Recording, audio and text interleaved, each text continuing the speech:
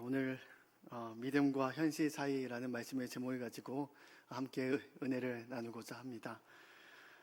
우리가 마주하는 현실, 우리가 살아내야 할 현실은 여러분 어떻습니까?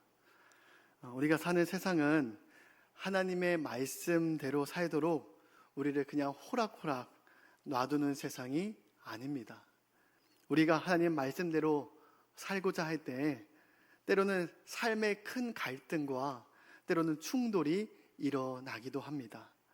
때로는 우리가 말씀대로 살면 세상은 우리를 미련하다고 말을 하기도 하고, 또는 고지식한 사람이라고, 또한 융통성 없는 사람이라고 여겨지기도 합니다. 또한 세상은 우리에게 끊임없이 불의한 것을 요구합니다.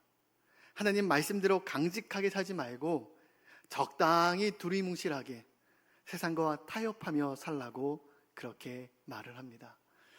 제가 대학교 기말 시험을 볼 때의 일이었습니다. 이 시험 시간에 제 마음을 시험케 하는 이들이 있었습니다. 옆에 몇몇 친구들이 정직하게 시험을 보는 것이 아니라 몰래 컨닝을 하면서 미리 준비해 놓은 그 답을 보면서 문제를 풀고 있는 겁니다. 저는 순간 억울한 마음이 들었습니다. 나는 며칠 동안 잠자는 시간도 아껴가면서 공부를 했는데 누구는 정직하지 못한 방법으로 시험을 보는 겁니다. 정직하게 시험 본 제가 억울한 마음이 드는 겁니다. 제 마음과 심령이 상해했을 때에 성령께서 제 마음에 정직하지 못한 자와 불의를 행하는 자의 형통을 부러워하지 말라라는 그런 마음을 주셨습니다. 지금 당장은 일시적으로 그 사람이 잘 되는 것처럼 보일지 모르지만 결국에는 정직하고 진실한 자가 형통하게 될 것이다 라는 마음을 하나님께서 주셨습니다. 여러분, 우리가 시험을 볼 때 우리 그리스도인들은 어떤 마음을 가져야 될까요? 하나님, 아는 문제만 나오게 해주세요. 아니면 제가 모르는 문제를 만나 답을 딱 찍을 때 답을 찍는 족족 다 맞게 해주세요. 여러분, 믿음은 어떠한 요행을 바라는 것이 아닙니다. 공부를 제대로 열심히 안 했는데 시험 결과가 잘 나오게 해주세요. 그것은 하나님 앞에 바르게 구하는 것이 아닙니다. 공부한 만큼, 뿌린 만큼 잘 거두게 해주세요. 실수 없이 시험을 잘 보게 해주세요. 지혜와 집중력을 주세요. 이렇게 여러분 구해야 됩니다. 어떤 로또가 당첨되는 것처럼 어떤 요행을 바라는 것은 여러분 믿음이 아니라는 겁니다. 여러분, 회사를 다니는 분들의 여러분 직장 상황은 어떻습니까? 회사가 항상 공의롭고 정직한 일만 사원들에게 요구합니까? 회사는 이윤을 추구하는 단체이기 때문에 회사의 이윤을 위해서 불의한 것을 사원들에게, 직장인들에게 요구할 때도 있습니다. 예전에 악성 댓글 부대에 대한 기사가 나왔었는데 실제로 회사에서 경쟁사를 견제하기 위한 목적으로 직원들에게 사실과 다른 거짓된 악플을 달도록 요구하기도 합니다. 거짓된 것을 요구하고 불의한 방법을 강요당할 때가 있다는 겁니다. 때로는 회사에서 세금을 줄이기 위해서 이중장부를 만들도록 그렇게 부당한 것을, 불의한 것을 요구하기도 합니다. 그때 그리스도인이 우리는 이러한 불의한 현실 속에서 우리 안에 어떤 갈등이 생길까요? 하나님이 주신 내 양심의 가책을 받아 계속 마음이 불편하게 될 겁니다. 내가 적당히 세상과 타협하고 불의한 것을 행하게 될 때 내 안에 계신 성령님께서 근심하시는 그 마음을 느끼게 될 겁니다. 그런데 한편으로 세상에서는 이런 불의한 일들이 참 많이 있는데 그냥 나만 눈 감으면 되지 하고 그냥 두 눈 질끈 감고 불의한 일을 행할 때도 있습니다. 나만 괜히 유난 떠는 거야. 이 세상은 참 믿음으로, 말씀으로 살아가기 참 힘든 곳입니다. 그렇다면 말씀대로 살기 힘들면 그냥 적당히 타협하고 여러분 포기해야 될까요? 말씀대로 삶이 힘들어도 때로는 여러 부딪히는 일이 있어도 적당히 세상의 불의와 타협하고 잘못된 것에 눈 감고 넘어가서는 안 됩니다. 이 믿음 지키기 어려운 세상이라 할지라도 우리는 믿음으로, 여러분, 말씀으로 살아내야 될 줄로 믿습니다. 여러분, 이 세상에서 무엇으로 우리의 믿음을 여러분 증명할 수 있겠습니까? 하나님이 우리를 이 땅에 세우신 이유는 어찌 보면 우리를 믿음의 시험대 위에 올려놓은 것입니다. 믿음으로 살기 어려운 이곳에서 담대하게 세상의 방식을 따라 살기를 거부하고 믿음으로 사는 거룩한 백성이 저와 여러분이 되어야 될 줄로 믿습니다. 믿음은 세상에서 증명하는 겁니다. 하나님은 다른 것 보시는 것이 아니라 우리의 믿음을 보세요. 우리의 믿음은 교회 안에서 증명되는 것이 아니라 죄악이 관영한 교회 밖에서 우리의 진짜 믿음이 여러분 증명되는 겁니다. 여러분, 바벨론 포로로 잡혀온 다니엘은 우상 숭배를 강요받는 세상에서 살았습니다. 정말 하나님 믿기 어려운 시대 속에서 살았습니다. 하나님 믿는 것 때문에 사자굴에 던져져 죽을 수 있는 상황 속에 있었습니다. 바사의 다리오 왕은 다른 신하들의 괴락에 빠져서 30일 동안 바벨론 왕 외에 다른 신에게 절하거나 기도하면 사자굴에 던지는 그런 왕명이 선포되게 됩니다. 우리가 다니엘 같은 상황이라면 여러분은 어떻게 하셨겠습니까? 왕명이 선포된 이 30일, 한 달 동안만 예배 안 드린다고 무슨 일이 나겠어? 라며 예배를 포기하는 일을 선택하지 않았을까요? 아니면 지혜롭게 아무도 모르는 곳에서 몰래 숨어서 예배 드리지 않았을까요? 그러나 다니엘은 하나님 말씀에 반대되는 세상의 강요에 굴복당하지 않았습니다. 그는 세상 권세보다 더 높은 권세를 가진 그 하나님을 여러분 경외했기 때문입니다.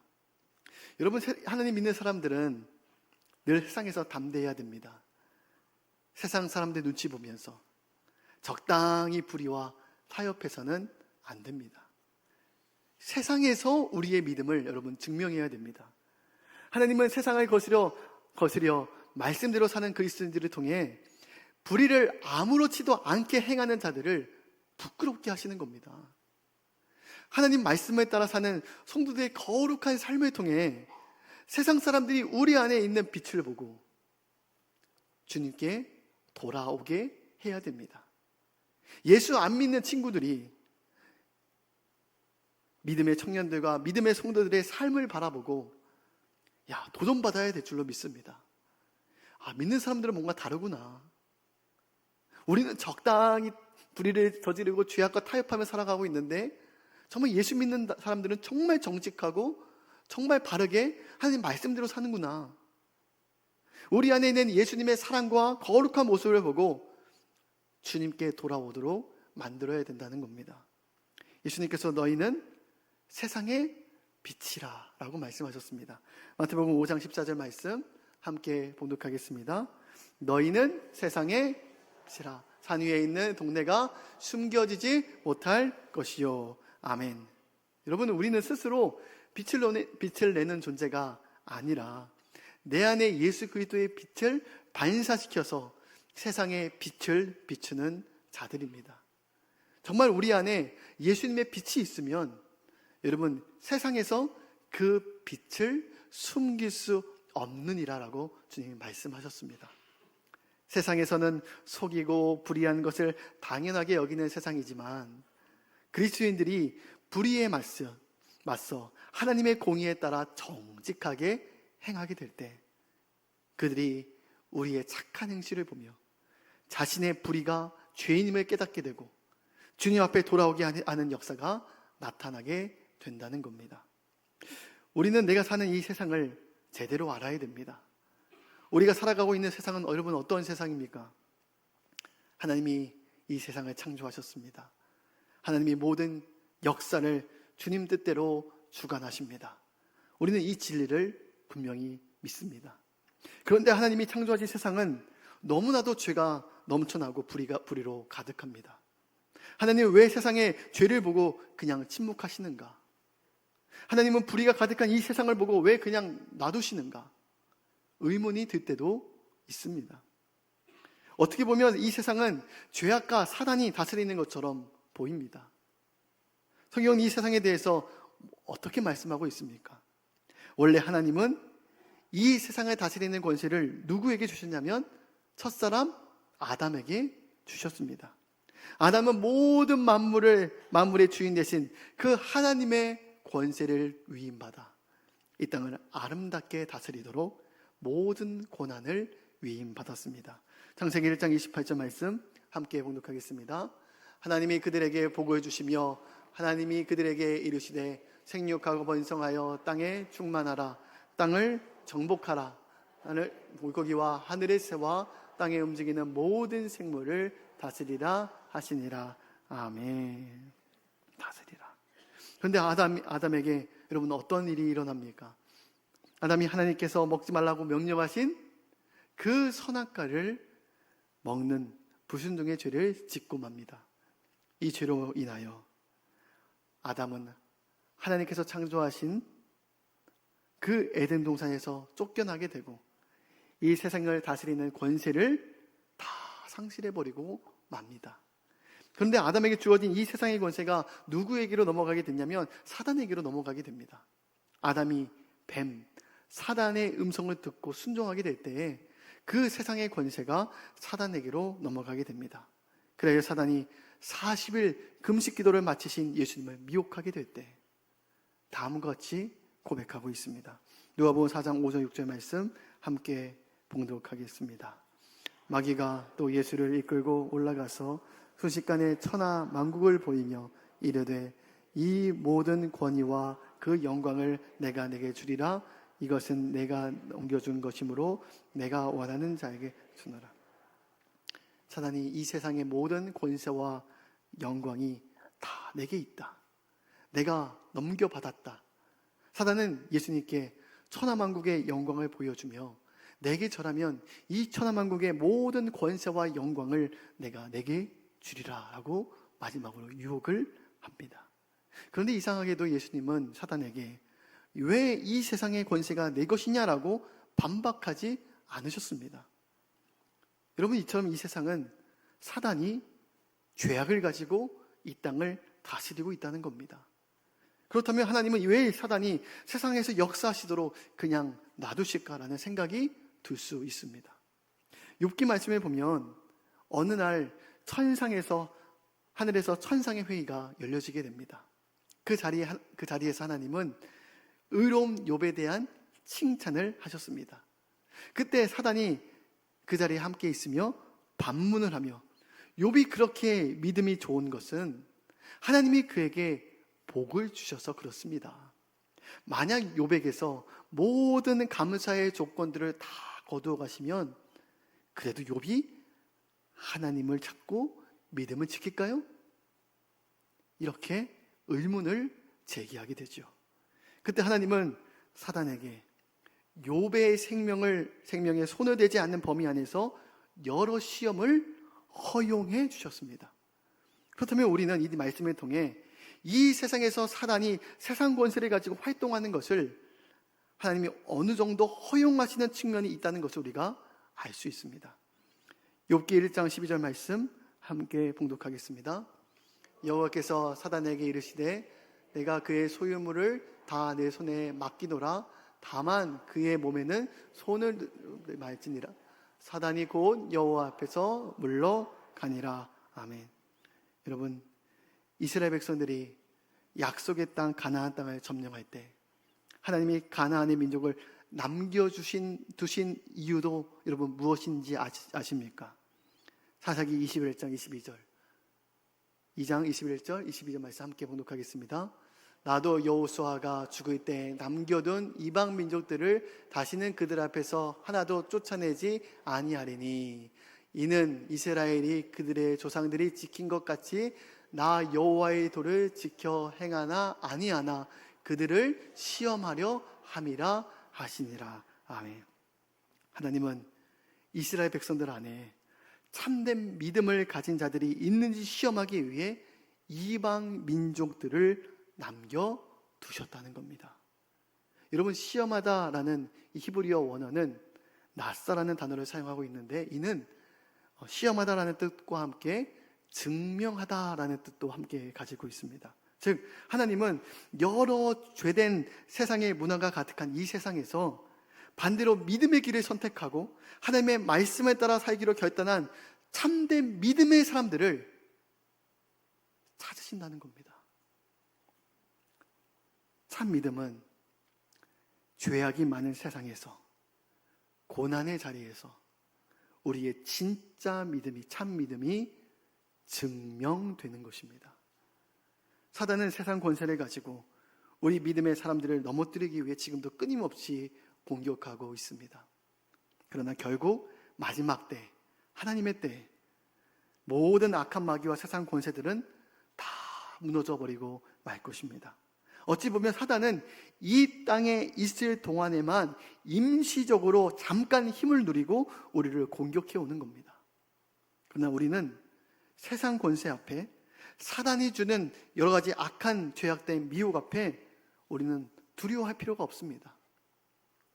내 돈줄을 쥐고 있는 세상 권세자들, 나의 취업과 승진을 좌지우지하는 것처럼 보이는 세상 사람들을 여러분 두려워할 필요가 없습니다. 하나님은 우리 안에 성령을 보내주셔서 우리가 믿음으로 살도록 힘과 능력과 담대함을 우리에게 허락해 주실 줄로 믿습니다. 여러분, 요셉을 보십시오. 그는 불의한 세상 권세 앞에 굴복하지 않았고 세상의 죄악에 미혹되거나 타협하지도 않았습니다. 요셉은 보디발 장군의 종으로 있었습니다. 종은 모든 생사 여탈권을 누가 쥐고 있습니까? 주인 보디발이 쥐고 있는 겁니다. 주인은 종의 생명을 취할 수도, 그의 앞길을 막을 수도 있는 압도적인 권세를 가진 위치에 있었습니다. 그렇다면 종은 누구의 눈치를 보아야 됩니까? 누구의 마음에 들어야 됩니까? 일반적으로 종은 주인의 눈치를 보아야 됩니다. 주인의 마음에 들기 위해 애써야 됩니다. 그런데 요셉은 반대로 누구의 눈치를 보았습니까? 누구의 마음에 들기 위해 애를 썼습니까? 바로 하나님입니다. 그는 사람을 두려워하고 세상 권세자들을 두려워한 것이 아니라 하나님을 더 두려워했습니다. 이러한 때 보디발 장군의 아내는 요셉이 마음에 들었습니다. 준수하게 멋지게 생긴 청년, 착실하고 능력 있는 종 요셉이 마음에 들었습니다. 그냥 마음에 든 것이 아니라 성적인 대상으로 그를 마음에 들어 했다는 겁니다. 결국 보디발 장군의 아내는 나와 함께 잠자리를 가지자라고 유혹을 합니다. 그런데 요셉은 어떻게 했습니까? 종이 주인의 요구에 어떻게 거절할 수 있겠습니까? 주인에게 잘못 지키면 평생 고생할 수도 있고 죽을 수도 있는데 어떻게 주인의 요구를 거절할 수 있겠습니까? 그러나 요셉은 단호하게 그 죄된 제안을 거절했습니다. 왜냐하면 하나님이 기뻐하신 뜻이 아니었기 때문입니다. 이것이 하나님 앞에서 분명히 죄가 됨을 알았기 때문입니다. 그래서 요셉은 절대로 타협할 수가 없었습니다. 그는 세상 권세자들을 두려워한 것이 아니라 모든 세상 권세 위에 계신 하나님을 더 두려워했기 때문입니다. 여러분, 모세 시대 때 애굽 왕의 명령을 받은 히브리 산파 또한 어떠했습니까? 애굽 왕은 날로 강성해지는 그 이스라엘 민족을 보았습니다.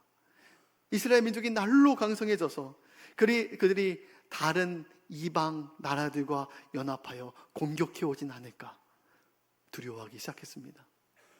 그래야 이스라엘 민족을 약화시키기 위한 왕명을 선포하게 됩니다. 바로 왕은 히브리 산파 푸아랑 십부라를 불어서 명령을 내립니다. 너희가 앞으로 히브리 이스라엘의 산모들의 아이를 받을 때 남자이면 죽이고 여자이면 살려주어라. 여러분, 세상 최고의 권세가인 바로가 히브리 산파에게 불의한 명령을 내린 겁니다. 만약 왕명 어길 시에 본인뿐만 아니라 모든 가족들이 죽임을 당할 수도 있는 것이었습니다. 여러분 같으면 어떻게 하시겠습니까? 어떤 물질적인 손해를 보는 것, 불이익을 당하는 것 이상의 큰 보복을 당할 수도 있는 상황이었습니다. 그러나 히브리 산파는 모든 문제, 모든 권세 위에 계신 하나님을 더 두려워했고 하나님을 더 경외했습니다. 아무리 왕의 명령이라 할지라도 불의한 명령을 내가 할 수 없노라 라고 고백하며 그 왕의 명령에 불순종했습니다. 아마도 죽으면 죽으리라 라는 결단을 하며 왕에게 나아갔던 것이었습니다. 그러나 하나님은 히브리 산파에게 은혜를 주셔서 그들이 바로 왕에게 히브리 여인들은 애굽 여인과 달리 힘이 좋고 건강하여 산파인 우리가 도착하기도 전에 아이를 받기도 전에 아이를 다 낳아버리고 맙니다. 그래서 저희가 어쩔 수가 없습니다 라고 핑계를 대게 됩니다. 어찌 보면 말도 안 되는 핑계일 수 있습니다. 그러나 하나님은 바로 왕이 히브리 산파의 고백을 믿게 만드셔서 그들은 아무런 징계를 받지 않을 수 있었습니다.